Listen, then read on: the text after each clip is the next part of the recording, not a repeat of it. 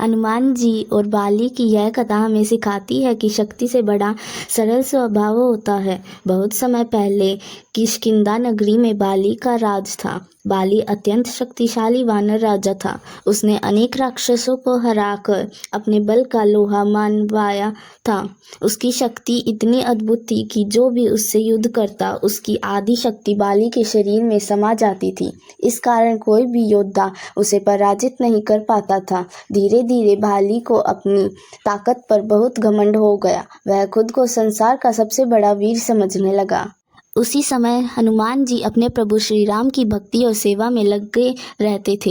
वे अत्यंत शक्तिशाली होने के बावजूद कभी अहंकार नहीं करते थे। उनका स्वभाव बहुत विनम्र था। एक दिन देवताओं ने सोचा कि बाली का घमंड तोड़ना आवश्यक है ताकि उसे अपनी सीमाओं का ज्ञान हो सके। एक दिन बाली अपने दरबार में बैठा अपनी वीरता का गुणगान कर रहा था। वह अपने सैनिकों से कह रहा था, पूरे संसार में कोई भी ऐसा योद्धा नहीं जो मुझे हरा सके। तभी वहां हनुमान जी पहुंचे। वे साधारण वानर के रूप में थे। बाली ने उन्हें देखकर हंसते हुए कहा, तुम छोटे से वानर यहाँ क्या करने आए हो? क्या तुम भी मेरी शक्ति देखना चाहते हो? हनुमान जी मुस्कुराए और बोले, राजन, शक्ति का घमंड करना उचित नहीं है। सच्चा वीर वही होता है जो विनम्र रहे। बाली को यह बात अच्छी नहीं लगी। उसने क्रोध में कहा, यदि तुम इतना ज्ञान जानते हो तो मेरी शक्ति का सम्मान करके दिखाओ। यह कहकर बाली ने एक विशाल पत्थर का टुकड़ा उठाया और दूर फेंक दिया। पूरा वन उसकी शक्ति देखकर कांप उठा। लेकिन हनुमान जी शांत खड़े रहे। उन्होंने अपनी पूंछ बढ़ाई और उस भारी चट्टान को हवा में ही रोक लिया।